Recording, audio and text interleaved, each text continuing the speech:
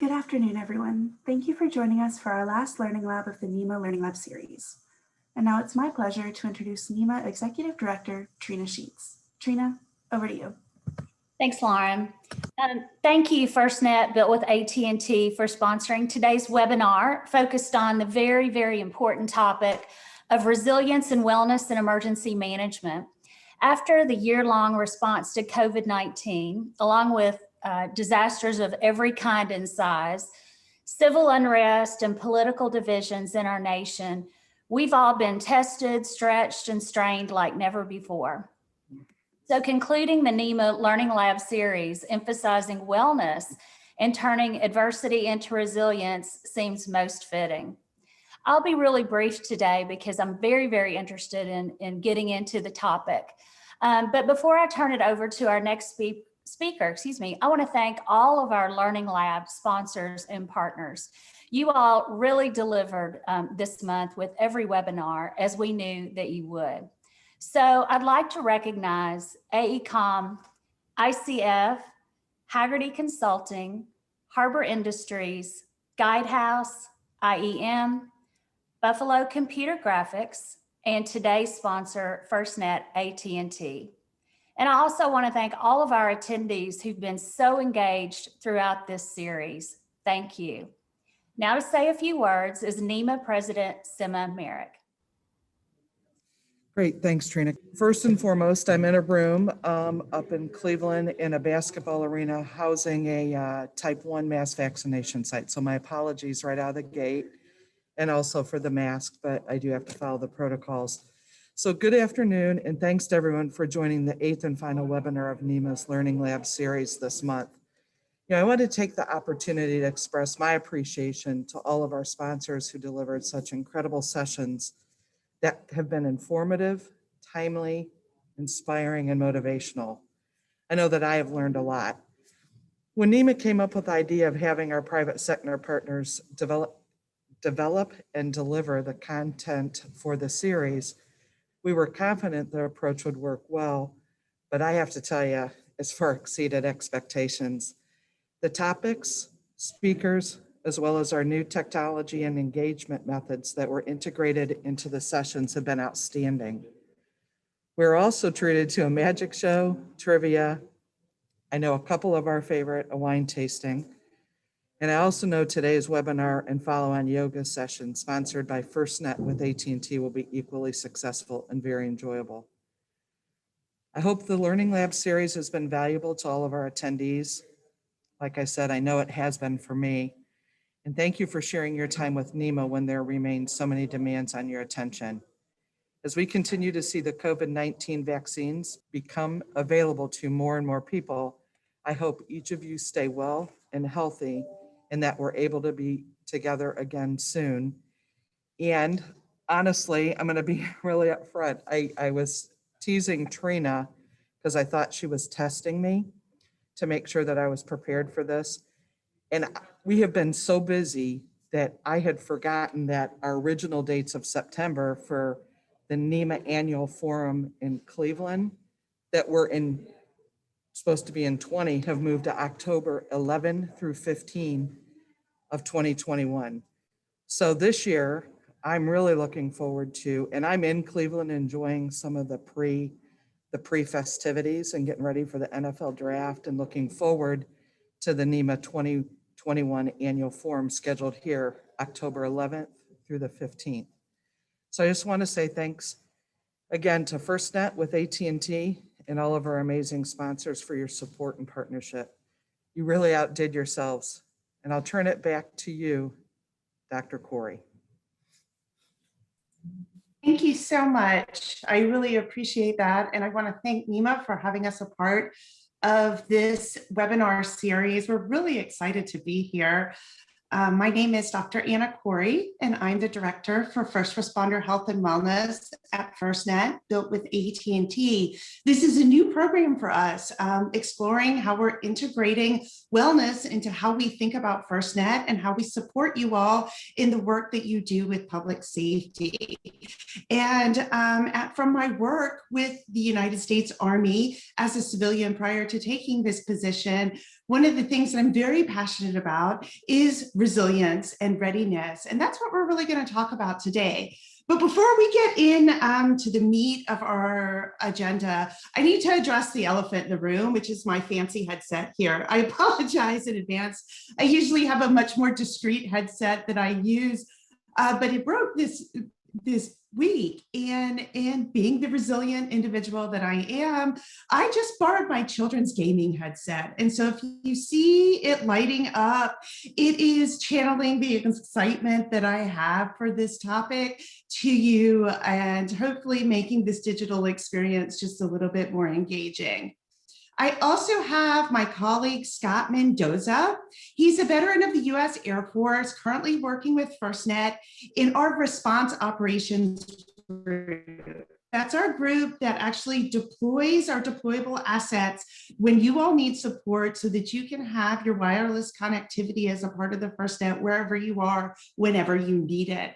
I'm really excited to have Scott join me on our discussion because one, we're both incredibly passionate about responder resilience and responder readiness. We've worked with it, lived with it personally and professionally. And Scott has a really personal story to share with you all that's really going to take a topic of discussing resilience that we hear about all the time and taking it to the next level from a personal level. So as we move through the presentation, really we're going to be topping on these 4 key points. Is what is resilience? What is readiness? What are key habits of resilience, things that you can do, and then key habits of readiness. And we're going to refer to these and explain them throughout the presentation. And so that I want you to come away from this presentation thinking about the things that you do, making it as normal as brushing your teeth, okay? You remember when your mom asked you to did you brush your teeth today? I want you to think about your habits of resiliences. Did you do it today? Just like brushing your teeth. Because true resilience comes from the things you do every day as a part of who you are, not the things that you think about and because somebody tells you that you have to do them. And the way we do this is through habit forming. So we'll talk about that today. But first, I want to tell you a story. It's one of my personal stories about my philosophy of resilience. And it honestly starts with going to war. Back in 2002, the 1st Infantry Division in the US Army in Würzburg, Germany, was preparing for their first 12 to 15-month deployment in support of Operation Iraqi Freedom. I was their health promotion and wellness coordinator, and I remember sitting down with our leadership about my role in deployment health and wellness. And the guidance I was given at that time was, Anna, I want the spouses to come out of this deployment feeling stronger than how they did going into it. And this guidance brought back the process of building a year-long effort for the spouses to actually walk to Iraq and back while their loved one was deployed. And we walked, we ran, we spiked, we swam, we volunteered, we prayed, we built each other up through that deployment. And I say we, because even though I was in charge of the program and running it, my husband was deployed as well. This was the first time that we had been separated for such a significant amount of time. There was so much unknown going on in that part of the world. I was separated from my family and my support group in a foreign nation. And I had to figure out how to get through that. I would also say we is also indicative of the community building that occurred as a part of people, units, organizations, and programs that became part of that idea of Walk to Iraq. And that entire Army installation framed its programs, its resources, and how they thought about their communicating to the spouses that stayed behind in terms of miles. We would collect miles and the things that we did and integrating and in interacting with the programs and resources on that installation so that they could earn credit in those habits that they were building towards their walk to Iraq and back, while focusing on different aspects. So it wasn't just physical activity, it was everything that they were doing that was supporting their mental health, their spiritual health, their social health, their financial health, and so on and so forth in reaching that specific goal. And it really was a very specific goal of walking to Iraq and back. And so with several thousands of participants, Walk to Iraq kind of became a lifeline, a forging through a really difficult time for many people. The spouses, as well as the soldiers in our Army community, really did come out of that deployment stronger than when they went in, and they became more resilient. We identified a goal, which was walking to Iraq. We supported each other through that time. We created habits that helped us achieve the goal, and we honestly achieved it. You know, several of the spouses that we worked with remarked that they had no idea they had the ability to walk thousands of miles towards a goal until they actually had tried it. And so that experience sowed the first seeds of my personal philosophy on health and wellness is how do you face things and come out of them stronger?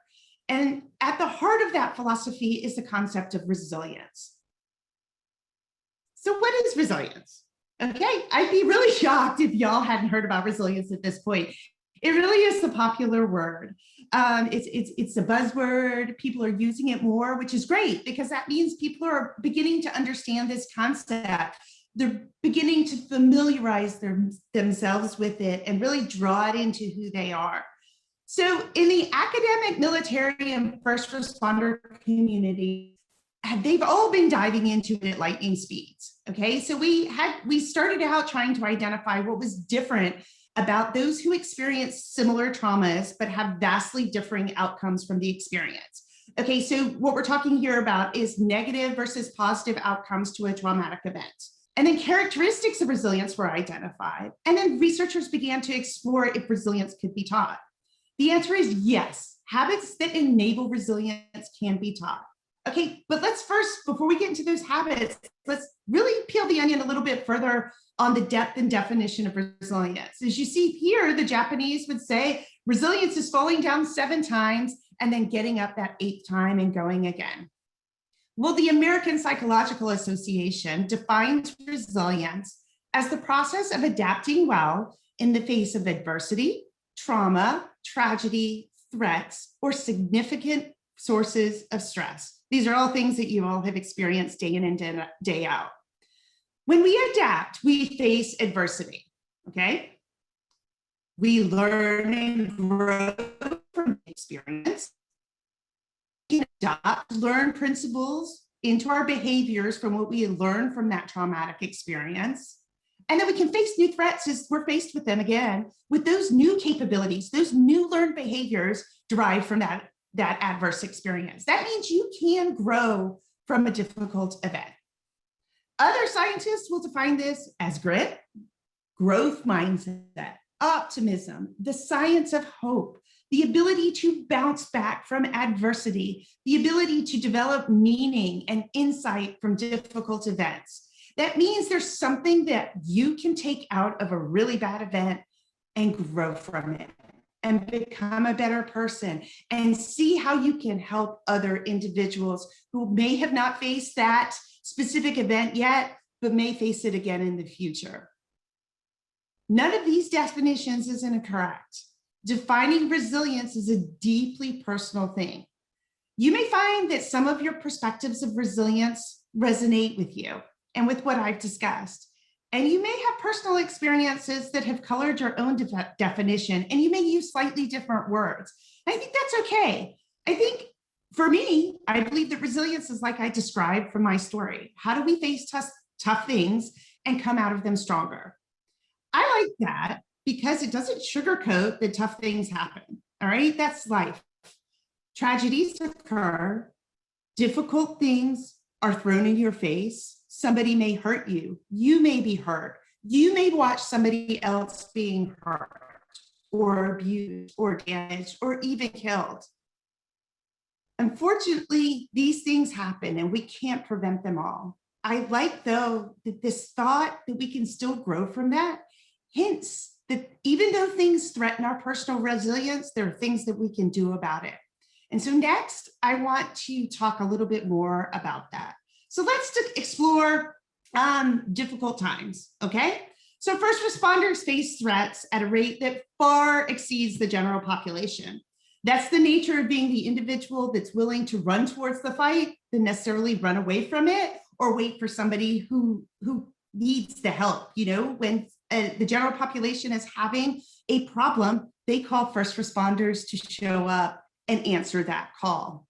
Okay, so too often I don't know if it's society or maybe it is society, you may see it differently, is we see these difficult experiences as a broken appendage that never repairs itself, that you are broken as a result of the work you do. And I don't think that that's correct. The nomenclature of post-traumatic stress disorder emphasizes something that's out of order rather than an event that can stimulate growth and development. We do know that threats happen. We do know that threats cause injury. We know that threats are deeply and personally damaging at times. Sometimes they hurt our souls. That's what's called a moral injury. That does not make you a less than person because you experience trauma, okay? That does not mean you are broken. You are asked to face the evils of society on a regular basis, and that's hard. But being hurt by the trauma you face doesn't mean that you're irreparably broken. I believe that you're tougher than you think, you're stronger than you know. And whether you are a brand new green officer hitting the streets for the first time, or maybe a veteran chief who's been around the block a few times, you have the opportunity to look at your experiences to date and analyze them from the perspective of growth. If we look at traumatic events as something that we can grow from, we develop from our personal experience, our personal resilience. Everything that we experience as individuals is an opportunity to learn and grow. That we may get down, but it's the act of getting up and forging forward that helps us develop that personal resilience. Nevertheless, it would be naive not to acknowledge that there are threats to your resilience. These things happen. It can result as accumulation of small, multiple traumas over time that have never been addressed by an individual. So these threats can also come in the form of negative behaviors, and that's kind of what you're seeing here. And I would call these disabling habits. You can have threats that you experience externally in your job, but there are things that happen as you internally in your personal life and habits that you take on, such as drug and alcohol abuse, risk-taking behavior, fatalistic thinking, personal issues like unresolved relationship issues, escalating domestic problems, financial difficulties, or significant losses of a loved one can all threaten your personal resilience. Threats to resilience can come from both inside a person and outside of a person. So how do we overcome threats to resilience, especially when sometimes it feels like the threats come from outside and are not something that we can actually control? Threats to resilience are minimized through healthy habits and habits we incorporate to ensure we're ready to do the jobs that we're committed to do. And these activities are called habits of personal readiness. Readiness is a concept of all things that we do pre, intra, and post-event that allow us to respond to the events that you deal with daily. Readiness can be as simple as putting on your uniform every day to go to work. You know, you're ready, you're dressed, you have all of your equipment. Readiness can be as complicated as assessing the situation, diagnosing the threat, diagnosing what's needed in the process of responding. Oftentimes, we associate readiness with things like physical and professional training, weapons readiness, uniform preparedness, knowledge and professional skills. Okay, so you're gonna have to understand, I came from the Army before I took this job, and so I'll thread a lot of those little perspectives and words and the nuances of my experience from the Army into what I share with you. We called this personal readiness. It was that soldier being ready to go to war. And I like this idea of personal readiness because, again, the emphasis is on the individual's action. It's what we can do. It's the actions that I take to be ready. Personal readiness is everything that an individual does to prepare themselves to fight the nation's wars, or comparatively in public safety, personal readiness is everything you do to protect your communities and serve the public good. It's a part of who you are, and it's a part of things that you can do. It's that action-oriented step that says, I can do this, that just do it principle. And we're going to talk a little bit about that. So I don't want you to think about readiness as job-related activities only. That's one part of personal readiness. Sure, we need the appropriate trainings to do the qualified jobs that you do as professionals. You certainly need to know when and where to shoot a weapon, or assess and analyze a situation for credible threats, or discern patterns to solve crimes, or to diagnose what external utility support is needed in emergency management. But personal readiness is also made up of all the little things you do day in and day out in your lives, at home, away from your job. Okay, readiness is all those behaviors we incorporate into our lives that help excel in a professional capacity. And those things are, it shouldn't be any big surprise when I say them: sleep, activity, nutrition, prayer or meditation, mindfulness, and others. All those things that you hear about day in and day out really do make a difference. And there's mounds and mounds and mounds of evidence that support why these behaviors help you handle the sort of stress that's unique to your job. I know that I personally can't excel at my job unless I make time for daily physical activity. I know that I have to balance my work and life demands, because as soon as there's a huge conflict between work and my family, or I'm feeling pulled in 5 different directions at one time, that's a sure sign that I'm going to become irritable, and that I kind of really need to reset and figure out, where am I out of balance between work and life.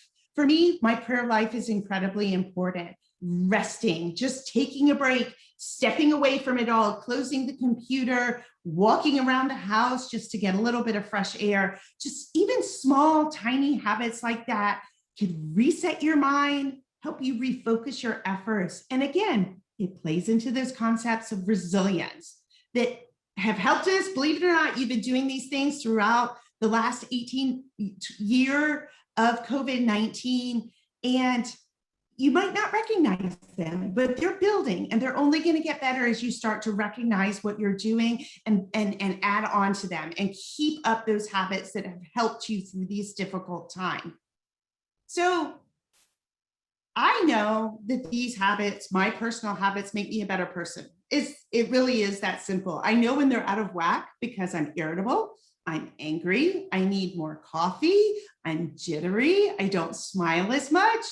I also know that when I'm a better person, I'm actually better at my job. And so that my job is less stressful. So it's interesting that those personal habits that are off-job related really contribute to that work-life balance that we're trying to achieve. And I think that this can be true for you as well. So readiness is that aspect of all the components of our training and daily habits that support our mind, body, spiritual, social, financial, and professional capacity to respond. Okay, we're ready to do it. We're ready to go. All right. Readiness activities facilitate resilience, and resilience is crucial to your ability to do your jobs for a long time and be healthy and happy doing them. Because we want you to be healthy and happy, because again, when you're healthy and you're happy, you're better able to do your job. And that in turn contributes to healthy and safe communities. Resilience is key to the need for first responders to be ready to deploy at a moment's notice, okay? And just like I said in the beginning, personal readiness is just like brushing your teeth, putting on deodorant before you head out the door, tying your shoes, putting your hair back however you like it. It's the things you do every single day. What key healthy habits are you putting on each day before you head out the door? That's really what we're exploring here. I don't go to work each day without exercise, coffee, a healthy breakfast, and prayer. You need to think about those things that you like to do. Those were mine.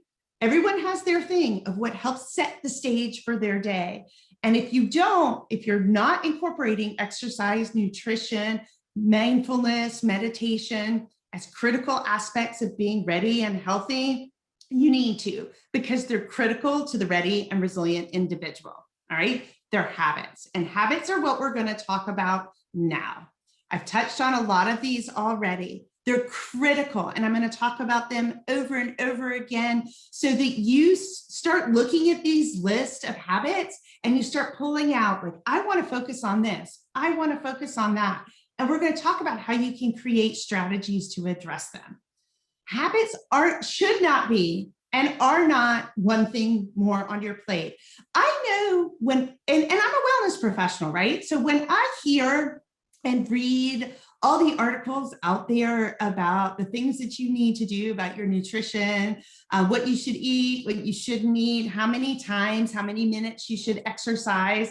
And all those are great because it's science-based. Most of it is science-based, contributing to the body of knowledge that we know that we need exercise, nutrition, and sleep to be successful.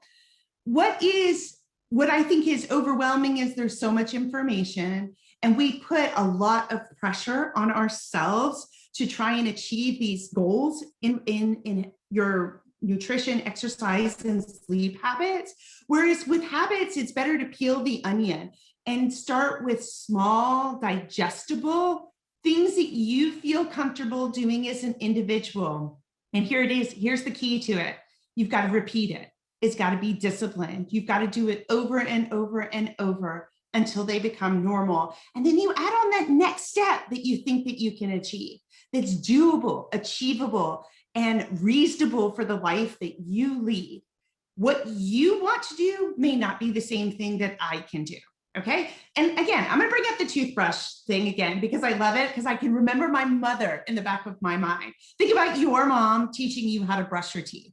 Okay. First, she took you to the bathroom. Then she probably gave you a shiny new toothbrush in a colorful pattern. All right.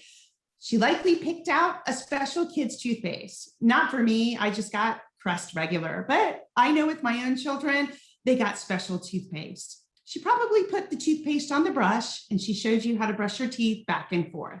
And what was the first thing you probably did as a kid? You probably went, yuck, and spit the toothpaste out, either at your mom or in the sink. And you probably fought her tooth and nail about brushing your teeth at first. Now, think about that habit as an adult. Now you probably brush your teeth every day. At least I hope you do.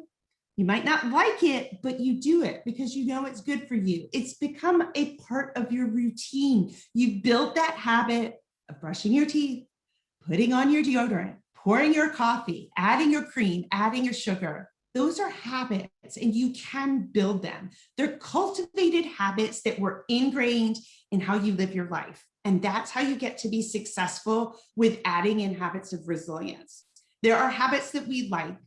There are habits that we do because we know it's good for us, but we might not love. Well, some things we do because it's a habit, and some habits we're not aware of, and some habits are bad. And did you know that it takes roughly 6 weeks to feel like a habit is a normal part of our day? That's why repetition and discipline and scheduling that habit is going to make it more likely that you can achieve adding these habits of resilience into your life.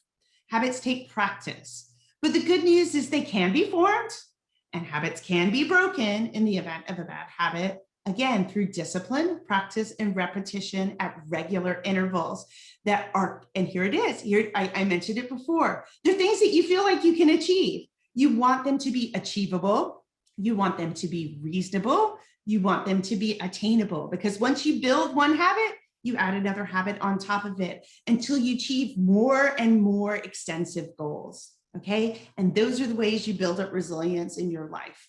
These habits have been shown to help develop a person's resilience, contribute to their ability to discern hope, optimism, happiness, personal growth, and here, especially following a deeply traumatic event or events. They help you see that this isn't fatalistic. They help you see that there's a light at the end of the tunnel, even if you're dealing with something that is pulling you down, depressing you, creating anxiety, and really making you feel not yourself. And sometimes when you're in a really, really traumatic situation, if you can fall back on a habit, say that is going out walking every day before you go to work for 30 minutes, Sometimes when you have a habit like that, that actual habit of walking, even if it's just walking, not running, not CrossFitting, not anything, but just getting out and walking, that actual activity will help you deal with the anxiety and help you process that traumatic event. So again, that you start to grow out of the traumatic event and seek that optimism, personal growth, and understanding of what happens. When we fall back on habits of resilience, it helps protect us from adopting negative habits. So say you've experienced something really traumatic, or you've had to answer the call in your local communities that really left an imprint on who you are. Maybe you're struggling with what's been going on, COVID-19. When we have these habits, or we focus on positive habits, it helps protect us from adopting negative habits, such as the drinking, drug use, or other risky behaviors that lead on a very dangerous path to other behaviors. For example, say you do go on that walk instead of pouring a drink at night when you've come home from shift. Say you take a moment to be mindful before yelling at your kids after a really long day. When you start to incorporate these habits that you see here, you give yourselves alternatives so that you're not digging the hole deeper for yourself and creating more problems that will make it that much more difficult for you to recover from, depending upon what you have experienced. So I've tried to sum up these habits of resilience in an easy to remember acronym for first responders in general. And when I was talking with a group of them, we threw around a lot of different words that are commonplace. So in the Army, we have this word that's called HUA, and HUA means yes, no, everything's okay. We have words like got your six, we've got your back. And one of the words or phrases that really resonated with the first responders I was talking about was 10-4. It's that answer for HUA. It means Roger, to communicate that you understood directions or orders, you understood where you were going, you understood the information that you were receiving, and you understood what needed to happen. And so we took 10-4 resilience and put it in this acronym so that it would help you take away from this presentation actions that I want you to take to start fostering that personal resilience to build your readiness if we're dealing with COVID-21 or COVID-22 or whatever we know what could happen in the future. Because I can't promise what will happen in the future, but I can promise that something will get thrown at you. And I would rather you have a toolkit of things that you can put into action. So number one, take time to be mindful. Know yourself.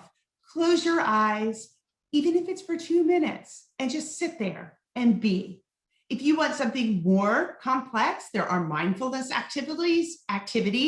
We have the 4 p.m. Yoga lounge coming up after this presentation for you all to explore that and explore what it means in a very tactical, concrete sense. Eat, exercise, and eat right. We've touched on this. If there are 3 pinnacles to the healthy lifestyle, that is exercise, nutrition, and sleep, okay? Exercise and eating right. If you're filling your body with a bunch of junk, you're going to feel sluggish. If you're not taking time to move your body, especially if you're in a position that you sit down all day, you need to set an alarm. Just get up, get your body moving every chance you can. Or building it in your off-duty hours so that exercise is, again, one of those habits that you do instead of taking on risky behaviors. And nurture your purpose and meaning. When I think about first responders, I think about people who went into this position to do good in the world. There's a lot of them. I feel very attached to first responders and people who are in service jobs because I'm married to an Army officer. My father was a naval chaplain. I am a registered nurse. I work with many first responders in all aspects of my job. And I know from my personal experience that the job I did had purpose and meaning for me, and that makes it valuable. It makes going to work a good thing. It makes it exciting when you think about, yeah, I came into this job to make a difference. Even if the work that day is trying to tell you, yeah, no, it's not a good day. It's not, there's nothing that we're changing. It's bad, bad, bad. Stop that thought and focus on, yeah, today might be bad, but that doesn't mean there's not purpose and meaning to the work that you're doing. It's vitally, vitally important, not just in your small groups, but to our communities, to people like myself that you help. And I want that nurtured, nurturing that resilience, nurturing that purpose is a habit of resilience. F, fight for yourself. When you need help, get it. When you are struggling, bring it up to your superiors and your leadership. They will be there for you. That is creating a culture of resilience in your organization so that you're helping to break down the stigma. Sometimes fighting for yourself is the best thing that can reduce the stigma of what's going on with the mental and emotional problems facing first responders today. Oh, optimism. Practice hunting the good stuff, even when faced with the bad stuff all day long. Like I said, I ended up with this really, really weird gaming headset that will start flashing lights if I move my head too fast or anything. But you know what? It's fun. It's different. And I said, you know what? I'm just going to own it. And that's practicing optimism so that I can bring my best foot forward instead of focusing on my old headset that I love broke. And right before I have this big presentation, because bad things happen day in and day out, if we really do need to practice hunting the good stuff, because that optimism is going to change our perspective on what we're dealing with each day in the office. You, okay? You is unload, all right? That is letting go. When you come home, you should take off the uniform, take off your gear. You need to unload the junk that's weighing on your mind and your conscious, or even on your subconscious, so you can wake up the next day to be resilient and ready. If you have a partner or a spouse that you feel comfortable sharing what you're experiencing with, they want to know. As a spouse myself of an officer, it helps me to understand what he needs when he's willing to share what's going on difficult in the military world. Now, there are oftentimes some things he can't talk about. You should also, if you don't feel comfortable talking to somebody within your closest sphere, go find someone, a professional, to talk to, so that you are not holding these things in. The longer we hold in things, there is a bubbling point, because humans are fragile creatures. There is a point where the plate is overfull, and we don't want it getting so full that it breaks underneath the weight of what you're experiencing. So don't be afraid to unload in healthy ways. The final one is our relationships. You really need to cultivate your personal, family, social, and faith-based relationships. Okay, the evidence is overwhelming that people with strong social connections are more resilient. They have the social network they need when they're faced with difficult things, and they're just better able to cope. And they're all tied to each other in finding optimism, purpose, healthy behaviors, taking time, being mindful. All of these are integrated with each other. And so now I'm going to pause and ask for a 10-4. If you can put that in a chat that you understand that, that would be a great interaction from everybody that you got that. Okay, so we can see I've got your 10-4s coming in the chat. That is fantastic. I love it. And I hope you remember it. We have the 10-4 acronym on the FirstNet.com health and wellness page, so that you can print them out in little cue cards. And I know that we'll work with Miyako to get that to your organization as well. So you have just a little pocket card to remind you of these specific points that we've discussed. Okay, so we've discussed the importance of resilience habits. Will we apply them to the stages of responding, okay? So there are three main stages in what I call a deployment or the job of a first responder. You may categorize them a little bit differently, but this was how I broke it down in very general verbiage. What things that happen before an event, we can call that pre-deployment if we want to operationalize those terms. Activities that occur during the event itself, we can call that the deployment or intra-event, and then activities that occur after the event has concluded, and let's call that post-deployment. Okay, pre-deployment readiness refers to all those enabling habits that we just discussed. Those are those things that we train our body to be stronger, how we sleep, eat, move our bodies, address our mental health hygiene, make time for our families, manage our finances, how we pray, meditate, cultivate that purpose and meaning are all habits towards readiness, okay? Readiness is critical, as we've discussed, for that next stage is when you're called to answer, when you're called to step it up, when you're called to respond, okay? That's all the execution of your professional expertise, your mental focus, that rapid assessment of what is going on and the decision-making required of you. It is your heightened awareness of all of your capabilities, okay? And you're gonna have an arousal state as a result of being a part of that active incident that you're responding to, okay? So, and that is what you've prepared yourself to do. So following the deployment, you're going to come off of that hyper-arousal state and that hyper-focused activity, and we're going to enter into that post-deployment or after-event experience. And that's where we need people to reassert those habits of resilience and readiness so that they can come off of the hyper-aroused state. And it will help you also process what has occurred, especially if it's been unusually critical. Like thinking about it, analyzing it, debriefing about the experience, getting peer support to see how your feelings are in comparison to your colleagues' feelings.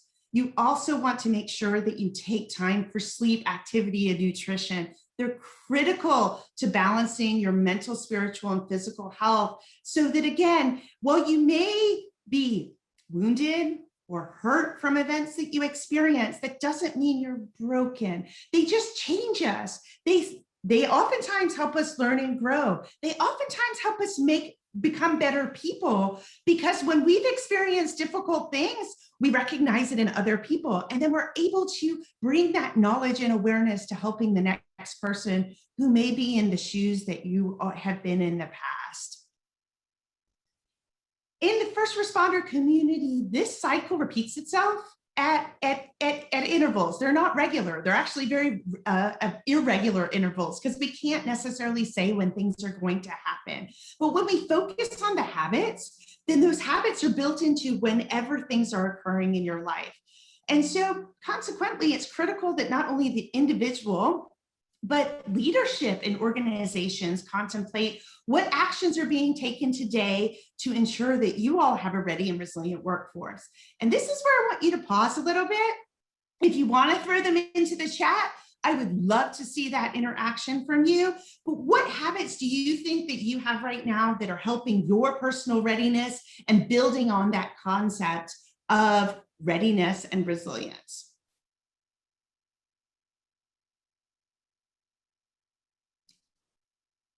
So next, if you feel free to add those comments, we're gonna capture them as we talk at the end comments, but we're shifting over now to, as you share your story of personal readiness and resilience, my colleague Scott is going to take over the mic, and he's going to share his story about resilience. Scott, the floor is yours. Thank you so much, Dr. Courie, and thank you, NEMA, for allowing me to share a little bit about myself and my personal struggle with mental health. And next slide, please.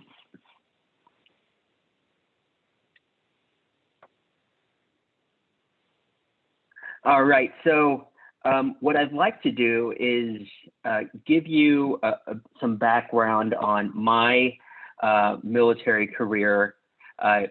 go into some pre-diagnosis phase, and then talk about post-diagnosis, and kind of wrap it up to today and what things I'm doing for mental health. Slide. Okay, so in the Air Force, I graduated from the Air Force Academy in 2011. I became an RPA pilot. So RPA means remotely piloted aircraft. You guys may know them as drones, but these RPAs, look at the top left, that one is the MQ-1 Bravo, and the bottom one is the MQ-9 Reaper. I was able to fly both of these planes. The top one is more of an ISR, so that's intelligence, surveillance, and reconnaissance type of platform. That's about probably the size of a school bus, and then the wingspan is probably the size of well, it is the size of a standard runway. So that's what makes RPA different than the typical drone that we're used to, right? The MQ-1 carries about 2 Hellfire missiles. A Hellfire missile is a surface to air missile. It's normally used with Blackhawks in the Army, so they're armored piercing rounds. The bottom one is an MQ-9. That's more of a fighter aircraft. That one carries about 2 GBU 500-pound bombs, as well as a handful of Hellfire missiles. So as you can see, one is more of a surveillance platform, and the other one is more of a hunter fighter platform with more munitions. In the cockpit, if you will, we call them a GCS, ground control station. You'll see on the left, that's where I normally would sit as the pilot in command. A pilot does most of the piloting, but as you can see, there are a lot of screens that I have to pay attention to.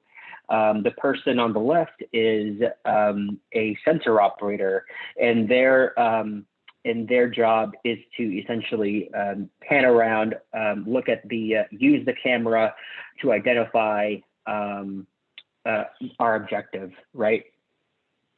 So in order to get an appreciation of what we go through, this is kind of like a typical day in an RPA pilot. We normally get up around 5:30 in the morning. We're based in Las Vegas, but we have to drive somewhere in Vegas to get to the base.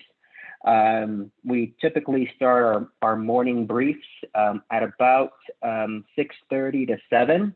There is within one squadron, there could be numerous assets that we are actually flying. So typically that could be about 5 different aircraft, and these aircraft can be placed in 5 different locations set aside around the world. And each location has their own separate instructions, what we call spins, in what you can and cannot do. So this briefing kind of introduces, what is going on in each of these areas that we're currently flying in. And we break out into different team briefings for me to brief the team what I want to do and what we expect to prosecute in the mission. A typical sortie, so that's a flight window, is about 8 hours, and so I've been in the air, so to speak, for about 8 hours, loitering around to find a certain objective that we're trying to look out for, or following a certain objective through the mountains of this country. So RPAs are typically 24/7. So there's numerous RPAs that are out now, and so there are different shifts of crews that switch in and out. You know, it's very difficult because like you, our sleep may be disrupted just because we work very unusual times. It's not every day that I get to wake up, you know, at 5:30 and go to bed at 9. Most of the time, most of the activity happens in the middle of the night because the places we fly on the opposite side of the world, that's daylight, right? And so it's really, really interesting, the things that I see and the operations that I'm really involved with. And so one of these operations is, this was one of my very, very first missile strike, and that's why I vividly remember it. I get in the seat on the left-hand side, and we get a human reporting that there is this new, terrorist group that's going around this country, and they are, killing local tribes people. That's all, and they're around this certain mountain, and so that's the only human report that we have. There are no other assets in this country other than me, just because it was very early in the war. So I fly to this mountain, and I start to search around, figuring out where this new terrorist group could be. As you can see in the screens there, you're really looking through a soda straw, right? And so it's quite hard to scan a mountain. So it took some time. I started to scan from the bottom all the way up, right? And it took about another hour for me to see something. I was about halfway through scanning the mountain, probably in the mid-mountain, where I saw a red kind of scarf or flag waving. The mountain's bare, brown, and so this red flag really started to stand out. And so I said to the operator, to my right, hey, go and zoom in. Unfortunately, because there was some haze, we couldn't really ID what that was. So in order to do that, I would have to descend in altitude as well as fly close to the mountain to get just better visibility, right? And so as I got closer and as I started to descend, I figured out what that was. That red flag really became a red scarf that someone had worn. And again, we're like looking through a soda straw. So I asked my sensor operator to go ahead and zoom out. We were pretty close then, and we'd be able to identify what is going on around this area. And as he started to zoom out, I saw tons of places, or tons of faces, tons of body parts, and we found that we were really looking in a huge cavern, and in that cavern, this terrorist group were killing these tribes people and then throwing them into this ditch, right? And so it really became a death pit. Tons of people there. I vividly remember their faces. dead bodies all around. And again, I was a very young lieutenant at the time, and I started to say, "Oh crap, this is not good." I was looking for assets around me, and I'm the only one. And I was certainly very scared. I was scared for the local tribes people. And so because of that, I went straight up to the summit. I said, "Hey, sensor operator, let's go ahead and scan up to the summit." And that's where I saw Tent City.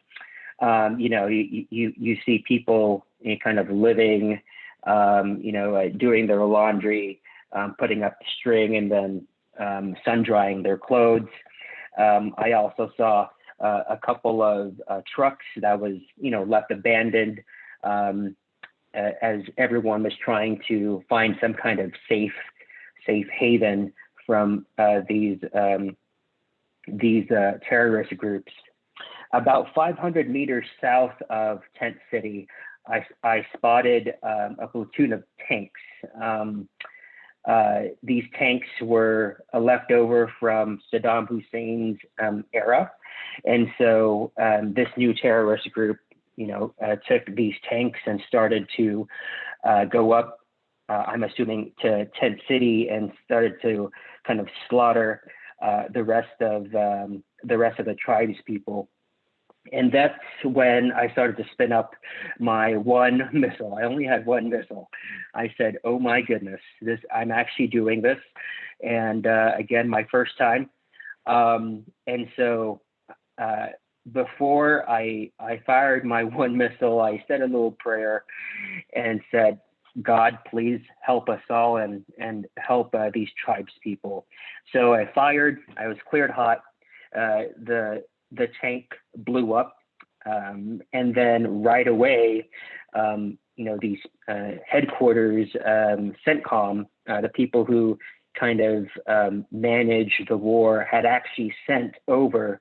They've been watching my feed, and they've actually sent over a lot of assets. There was a Navy carrier nearby, so they sent over some F-14s. So those are like the aircraft from Top Gun. They sent over some F-16s from the Air Force, and then all together I started to coordinate fires between the F-14 and F-16 to make sure that the tanks were obliterated. So that it really felt that mission, or that portion of that mission, really felt like it was about 30 minutes, but all in all, it was probably about more towards 4 hours, 5 hours of fully engagement. I get out of the seat. I have to do some AARs every time we fire a missile. We have to do some AARs, and then I go home. I go home. Remember, I'm somewhere around Vegas, and it takes about 30 minutes for me to drive into Vegas. And during that 30-minute drive, I actually hear the news on the radio saying, "Hey, there's been a attack in this country, a drone attack, so on and so forth." And I kind of chuckled, and I said, "That's probably the mission that I just went on." And that was maybe an hour after I got out of the seat. I get home, right? And my wife was living in Dallas. She was going to grad school here in Dallas, where I'm at right now. And, we FaceTime, and we do the typical, like, "Hey, how you doing?" She tells me about her day. And of course, she asked me the same thing.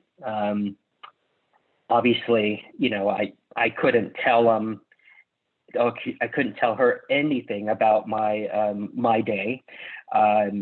And so I did what any person could do.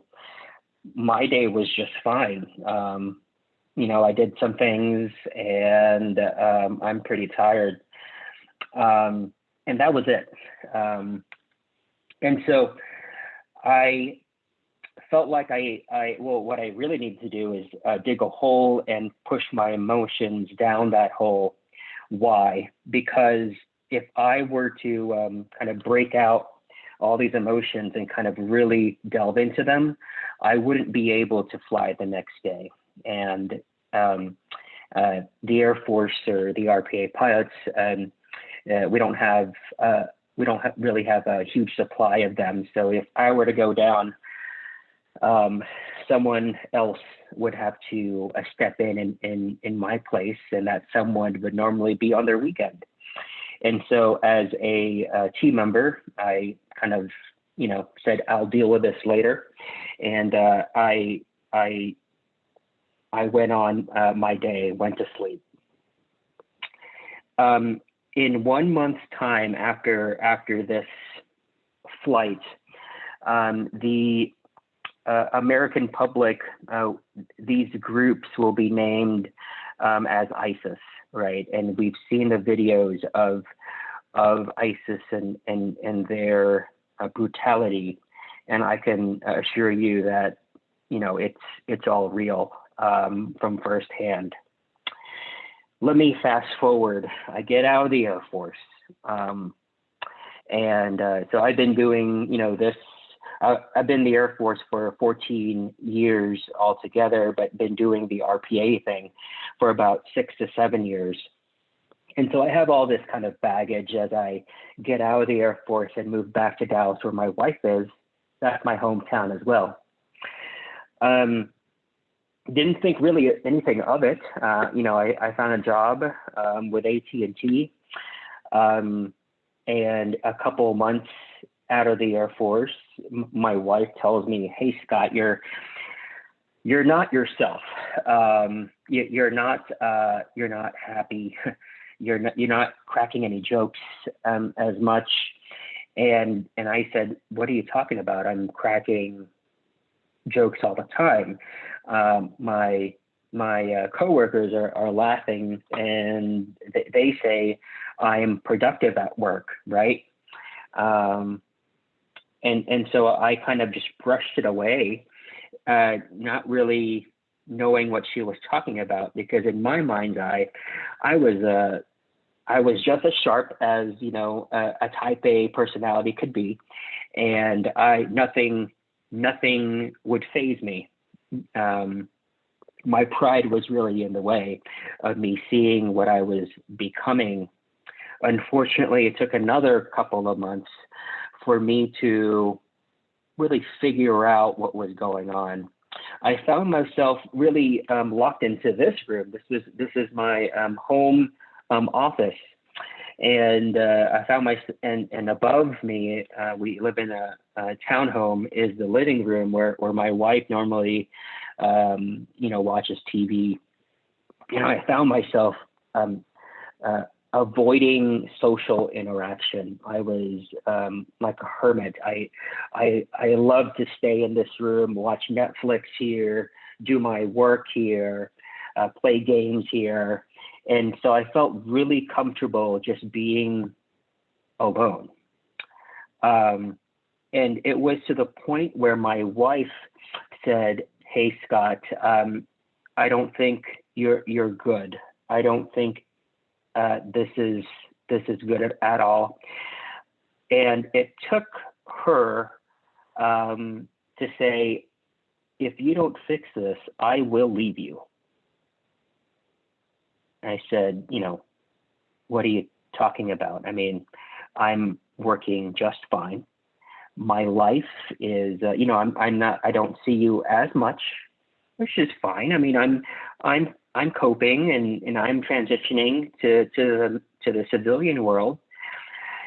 But it was at that moment where I said, crap, if I really love my wife and if I want to have a wife going forward, I need to address these issues. And so going into that, I sought out the VA for some help. And it was through a lot of therapy and a lot of sessions where the psychiatrist diagnosed me with PTSD. The symptoms that I had were anger, irritability, depression, anxiety, disengage in social interaction. So again, this was my hometown. I had a lot of friends here from high school. Didn't really want to hang out with them, and then this hypervigilance, like something. My head was always on a swivel, right? And so these were the symptoms that I was trying to cope with. Didn't know that they were PTSD. I was actually very shocked when the diagnosis came, and I said, "Are you kidding me?" And it took some time for me to really internalize that. And so as I move on to fast forward to today, I really had to deal with questions of, or these questions. I work for AT&T. You don't really see an executive or a leadership position with any kind of disability, right? I mean, that's what I was facing. Will my PTSD affect my progress in my organization? Will my mental health, a negative stigma, help or not help me gain friends? And how will people look at me, and how will they treat me any differently? And so those are the things I'm struggling with. I'm going through, and within that post-diagnosis phase, the VA, or actually some service dog groups reached out and said, "Hey, we understand you got PTSD. There is this dog that we can provide and that we train that can actually help you." And so if you go to the next slide. So this will be Roy. So so this is Roy. Roy was actually his adopted name. His first name was Bix, but Roy was actually named for a World War II veteran that was killed in action, and he's really helped me a lot. How, you may ask? Whenever I get into episodes, it could be an angry episode, or it can be flashbacks. It could be anything. He alerts me and essentially says, "Hey, dude, something's wrong with you." So it's a visible reminder of him helping me. And so he's done a wonderful job thus far in alerting me. Before me, he actually alerted other veterans. So he's that attuned to humans. And so I have him now. And all the worrying that I had as far as how will people react to me, how will people react to Roy when I bring him to the office? You see the right-hand picture. We were in the office, and so I said, okay, I can either try to avoid this or really embrace it and try to be an advocate for mental health. And when I embraced this mental health opportunity, I really started to gain a lot of traction. Folks in AT&T didn't know too much about PTSD. And so with Roy there, people love dogs. I was able to kind of educate them on mental health awareness. So, I'm still struggling overall. I'm stable though, which is good. My last episode, to be upfront, was this past Monday. And so this PTSD thing is just not a chapter, it is a lifelong journey, if you will. And so it's really been a pleasure to share my story with you. And with that, I will turn it over to you, Dr. Courie. Wow. I don't know if I'm supposed to follow that, Scott. I mean, the chat is blowing up with their thanks for you. We are so grateful, one, that you're part of the FirstNet team. I'm so grateful that I get to work with you on these sort of things, because I think your story is incredibly resilient, because even though you still hurt and you still have episodes as you describe, you are doing things to try and get through it. And I love that you recognize that you have an opportunity to be an advocate, because we all get hurt in different ways. And we all, if once we can recognize that somebody else is hurting, we have an opportunity to help them. That is the nurse in me coming out. That is the art and science of caring for people wherever they are on their health journey. So I always like to believe we all have a little bit of a nurse in us somewhere. So in closing, I want to say, tough things seem to be a part of the status quo, especially in current times. Whether it's COVID-19, social unrest, natural disasters, who knows what's coming next? I've ceased trying to predict the future. I think about how I am approaching my responses to these events, and I think back really about what my old commander asked me when we were preparing to send our soldiers and family members to go to war, was how do we come out of these stronger than where we started? And that's really the story. Scott sharing this story with you, why I'm sharing these this presentation with you, is I really hope that we're a part of that journey for you in how we can help you be stronger. And how do you look at the events that you're facing today and come out of them stronger? How can you develop habits that build your personal readiness and resilience and come out of it stronger? And how do you focus on habits that provide you with purpose, meaning, joy, understanding, even if you still hurt, a path forward that you can find that reason for coming in each day. And I think that these actions will make you a more resilient individual. And I promise that it can bring you through what you're facing stronger than you thought, both personally and professionally. Scott has shared, I think he's probably stronger than where he started, although I bet he's saying, I don't know that I necessarily feel that way. You might not feel that way, but you are. And I really want to thank you all for your time today. I hope that as we move forward, you see that FirstNet is really committed to this, your readiness, your resilience, your wellness of first responders. I look forward to sharing this journey with you as their director. And next, we are going to take questions. So I will close out the presentation. I'll put it here for just a second so you have our contact information if you want to reach us. And I believe the slide deck is available. But I'm gonna close this out so that we can move to just the Q&A portion. Thank you, Dr. Anna Courie. Thank you, Scott Mendoza, for your presentation. This is Miyako Doi. I'm the marketing program manager at FirstNet Built with AT&T.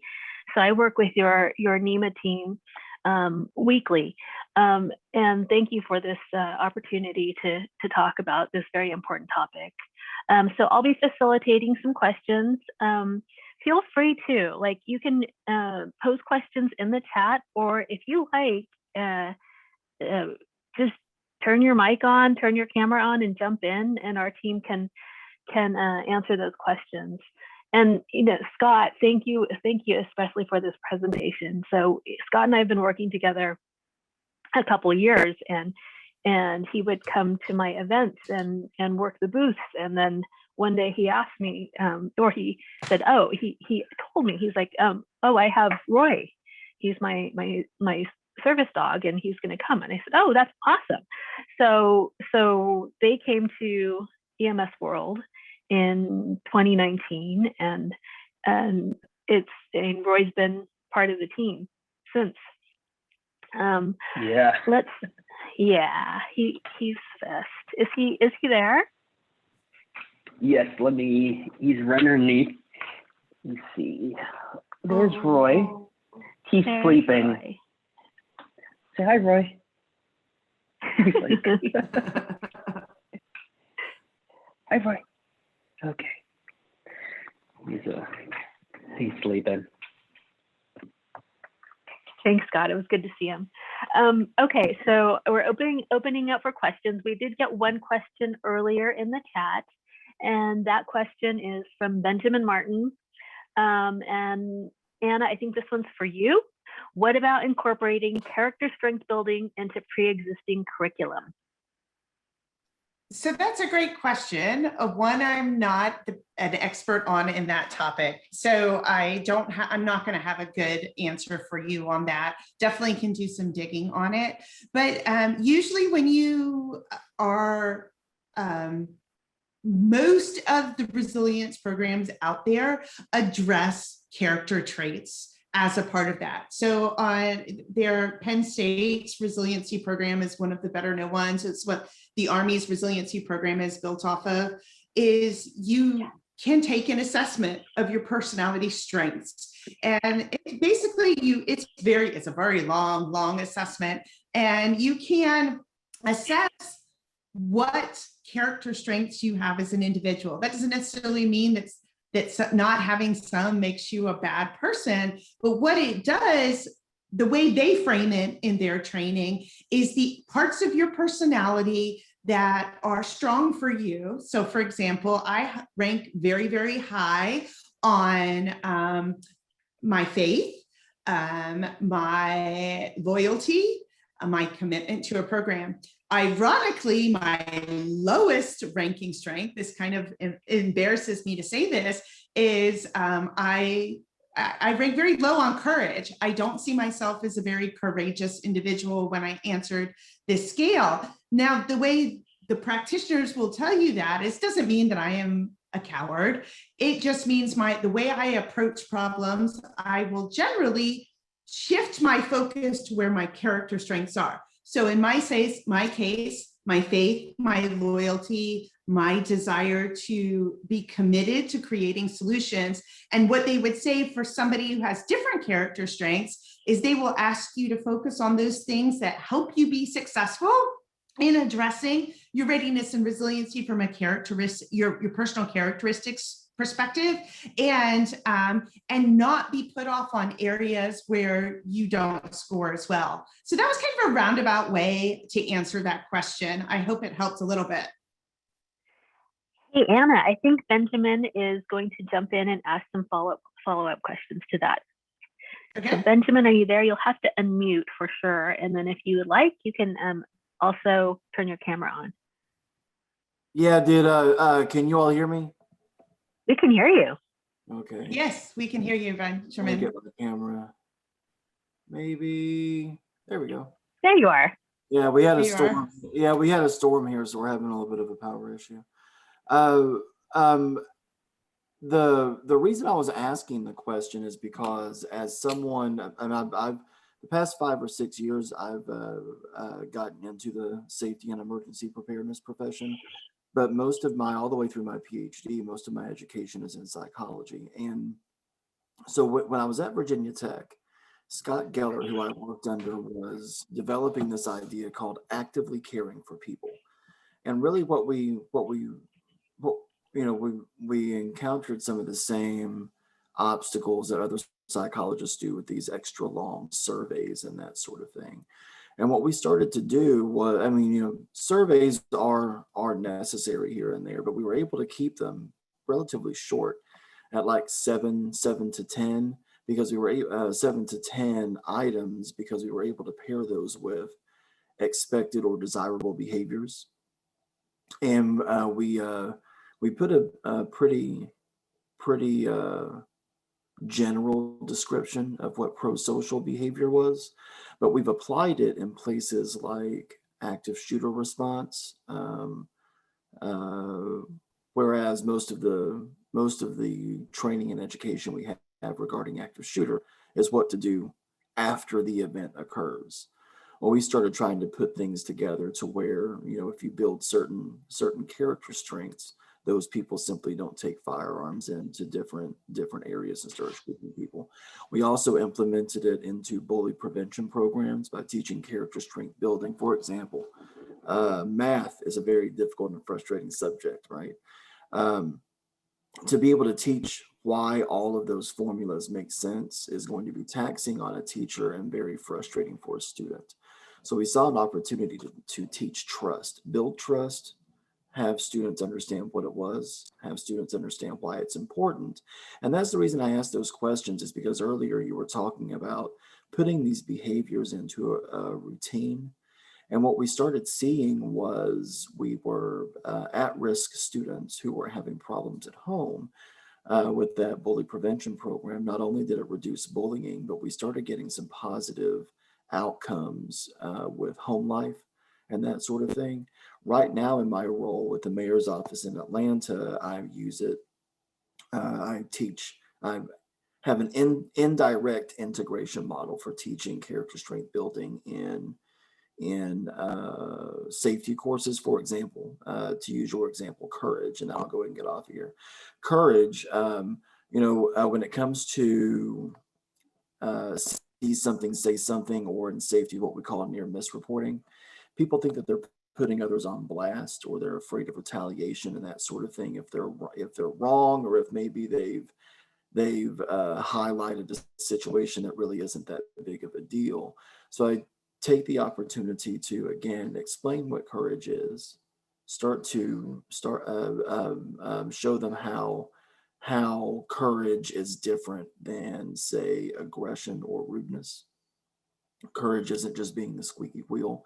Courage is, being vulnerable enough to do those things that are unpopular. So I just that was sort of more of the feedback that I was wanting to get from you was, especially in a time where we're all working remotely, and when we start coming back together, we're going to have to find new ways of interacting interpersonally, right? Being that positive impact to improve the quality of life of people around us. And I was wondering if you or anyone else thought that maybe instead of reinventing the wheel every time we have an idea, taking a look at what it is that we have, sort of like that safety curriculum, that school curriculum with the middle school students in the bully prevention program, start using what we have to build in what we already know works. The character strength building, the resilience, those aren't new ideas. Psychologists have been telling us that for decades. But the new part of it, the innovative part of it, is how do we teach it and how do we get it to stick? And that's me. That's my time. I'm done. I'm going back on mute. Well, I really appreciate that. You're asking fantastic questions and bringing up things that I'm sure you're aware are being talked about and discussed extensively in both academic and practical implementation. And there's lots of ideas about how do we implement that? How do we take what we already know or are already using and either revitalize it or reapply it in these situations? I think that for different populations, sometimes the concept of resilience is new depending upon where they are in their career and how long they've been active in it. I do think that it's also, there is a rising tide and interest in engaging in the health and wellness of first responders, just because they've seen such a huge impact in well, not just the last year, but so much evidence. Public health has gotten so much better about their surveillance capabilities and tracking and documenting and collecting the evidence that there truly are significant impacts of the work that you're doing, and being able to bring in that evidence-based practice to address those issues for populations that it's been done before, or and as we come back together face to face. So I appreciate your comments. They were fantastic. I'm sorry I don't have a better answer than that for you, but I think it's definitely what we'll be looking at in the short term rather than the long term. Thank you, Anna. Thanks. I wanted to review some of these 10-4s that we got in. So Kathleen Koch says regular exercise. Lynn Oriana says sleep. That is one that I wish I had more of. Paul Bropla II says definitely prayers. This one I thought gets extra credit because this wasn't on your list. It's cooking breakfast daily for the family, starting the day with a family meal. Love and that. that's Donald Gradwell. Thank you for that one. Yeah, that's awesome. That was a fabulous one. It falls into relationships. She's cultivating the relationship with her family and making sure that the connections at the home are strong before starting her day out. But I love that too. Yeah, actually that falls under 2 of yours, right? There's the eat Yes. and take care of yourself part, and then the last one, the relationship part. Absolutely. Of the 4 part. And then our very own Lauren Goodwillie says yoga every day after work. Another question that came up, let's see, let me catch up here. So I think this is either for Scott or Anna. Anna, maybe you can take it first from the academic perspective, and then Scott share your personal experience. But the question is from Paul Hogue, and Paul, you can feel free to jump in the conversation by unmuting and showing your video if you like. The question is there a concern that PTSD is sometimes assumed by leaders for impacting personnel when there are other mental health issues involved? For impacted personnel. So that's a tough question. That is a tough question because one, it requires me to assume that I know what leaders are thinking, and I try very hard not to assume what people are thinking because I think sometimes we're often wrong.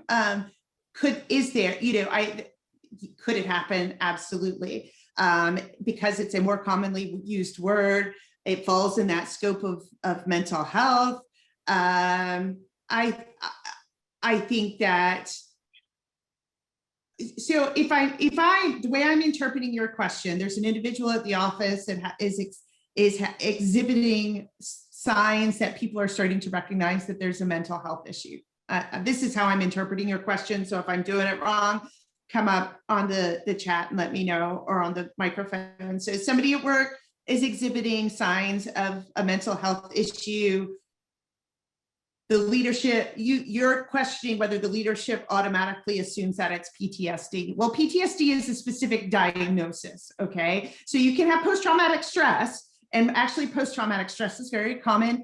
Many people have post-traumatic stress. When you get into the disorder category, that is a diagnosis criteria that has specific associated treatment plans with it, that there are criteria for which you have to meet that diagnosis. I would recommend to any leader never to assume anything about the diagnoses of any subordinate on the behaviors that are being exhibited in a workplace. What I would say is you should help people identify resources to help them, okay? And how you do that with your organization and your rules, the rules of your organization are so individualized across the different professions. But I've always lived by the value that it's always okay to ask somebody if they need help. They always reserve the right to say no. But I can always, as a human, say, is there anything I can do to help? Now, Scott, would you add to that? And then we can ask Paul, if we interpreted his question correctly. Yeah, absolutely. A few notes to add. Okay, I got a confirmation from Paul, so great job. But a few notes because I'm I'm coming at it from the, I guess, from that team member or for that employee going up to my supervisor. I actually did this a few years ago with my supervisor. He was a VP of operations in FirstNet. And when I got the diagnosis, I was kind of fine, with not telling anyone. But when I got Roy is you just can't bring a dog to work, right? At least not at AT&T headquarters. And so, I had to tell someone, because there would be some points during meetings where I would just need to step out because I'm just going through an episode. And so the way I told him was very much coming from a I don't need your help. I'm being seen through the VA, but I wanted you to be aware that at times I may have to step out. I may have to do X, Y, Z because I have to deal with my mental health. And he was actually very appreciative of me coming to him and just letting him understand the things that I need. And the last thing that I'll add is, as leaders, it's not very good to assume that just because someone is acting violently or anything like that, they may have a PTSD. What I would suggest, though, is provide an environment where it's kind of like an open door policy, right? To talk about mental health awareness, mental health issues, especially as we, hopefully come out of COVID. I'm sure there are going to be a lot of mental health cases for nurses, especially, and even for veterans and first responders. And so it takes time, though, for people to actually break open, those emotional pits and really work through those emotions that they may have set aside. Hope that answers that question. No, I think that was a great response, Scott. And it's just, one of the things that I think about mental health, and I really don't know if this is from my nursing background, is I do think of it as, it's its own unique set of symptoms and issues that the individual faces, but humans face an assortment of problems, and we would not associate a stigma with cancer or asthma or allergies. Although given at any times in the history of the experience of humans and illness, there has been stigma associated with any sort of diagnoses because people see it as a brand or a label. But as somebody who is a cancer survivor, I also came to the office having difficulty focusing. I was not as vibrant. I was sad. I wasn't as talkative to my colleagues, and I had to approach my leadership. And I didn't have to. I had no legal obligation. I did not have a Roy that I had to advocate for, but I felt that it was my personal advocacy, fighting for myself to let my leadership know what I was going on, what I needed, just like you were describing. And they were very appreciative and simply had kind of what you were describing, that open door policy of let us know what you need. We appreciate that you're trying to show up anyway. And I think that a lot of us, if we're open about what we're experiencing on whatever point of the continuum of mind, body, and spiritual health of what we're facing, I like to see the good in people. I like to see that we're more generally understanding and accepting, and that sometimes just telling people what's going on, if you feel comfortable with that, is a first step towards reducing stigma and advocating for what you need and letting them know that, no, I'm not, there are things going on and I recognize that I'm not on my A game at work, can help them be more understanding and actually help you get better faster. I knew as soon as I was given what I needed to recover, I was so appreciative. I was so ready to get back to work and be who I was before I was sick. So, you know, there is a fear. I recognize that, Amy. I see your chat. I appreciate you saying that, because it means being vulnerable.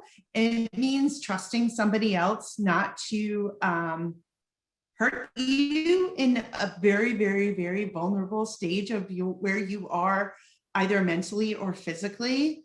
And all I can say is I hope that all leaders, if you're on the line, are listening to this and take that to heart as building that culture of trust, where, like Scott was talking about, that we can acknowledge these things and create solutions and environments where, yes, sometimes we have bad days, but that doesn't make us a bad employee or a bad responder as a result of this. So I think both your comments and Paul's are spot on.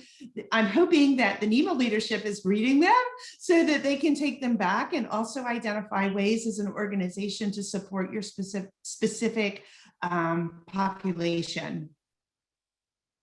Miyako, do you have anything else? Yeah, thank you, Anna. Can you take a minute to talk about our culture and why we want to talk about this and continue this conversation? Yeah, so specifically health and wellness. Yeah. Yeah, absolutely. Well, at FirstNet, so Scott really moved Jason, our president, with his story. That's part of the momentum that before I came along. But Jason Porter is our president of FirstNet and public sector. He's a West Point graduate, and he and I actually met through mutual military friends.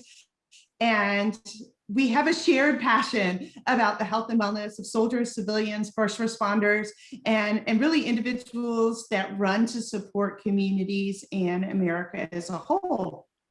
And he and I got to talking about this. And I said to Jason, I said, well, I believe that you can integrate health and wellness through how you think about FirstNet. And he invited me to come work for the organization, because one of the things I said to him, it probably wasn't the most PC comment in the world, but what I said to him, I said, FirstNet is beautiful. I learned so much about it. It's incredible fiber. I can tell you as a registered nurse more about cellular networks than I ever thought possible when I graduated from nursing school. But what I said to Jason, I said, your network's amazing, but you need first responders who are healthy, well, and resilient to use that. And he said, exactly. He said, Anna, I want to do that.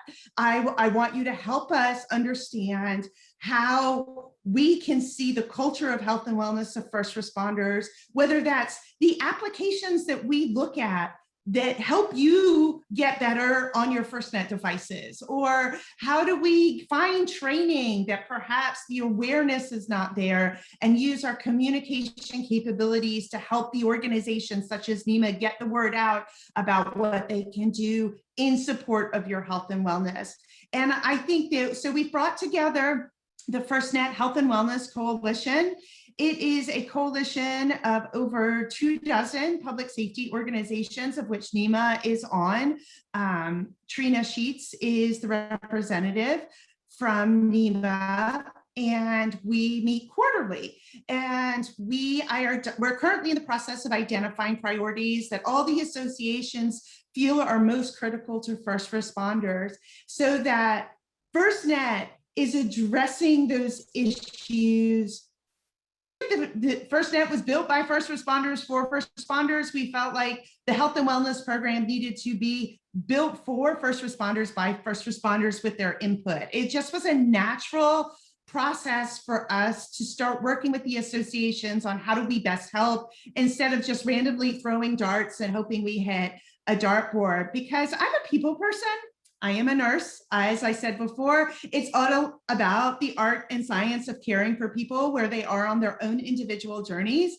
And if we can help some part of that as a part of FirstNet, then I think that we're being successful. And it's about having these conversations about leadership, about stigma, about your needs, so that even if it's little tiny steps at a time, just like you build your habits, little tiny steps at a time, then we really are chipping away at the problems and creating better work environments for you all, better situations where you feel supported, and hopefully living more purposeful, more meaning, and more satisfying lives in the work that you do, because we really do appreciate you all. Thank you, Anna. You know, I don't think I saw your headsets light up at all. Can you make it do that? They're very cute. Thank you for that explanation. So we are committed from, the very top, from Jason. This is his passion, and we are committed to this. So feedback, please give it to us. We are about at time. I think we are slowing down on the questions. Does anyone have any last minute questions for us? Okay, Lauren, I think we're good. Great. First, thank you to FirstNet, built with AT&T, for sponsoring the session and your hosting of the final networking lounge, which again begins in just a few minutes. It'll be at 4 p.m. Eastern. Thanks to our panelists this afternoon for sharing their expertise, and thanks to everyone in the audience during the series. You guys have had so much participation and so much discussion this whole way through. Take care, stay well, and enjoy the rest of your day.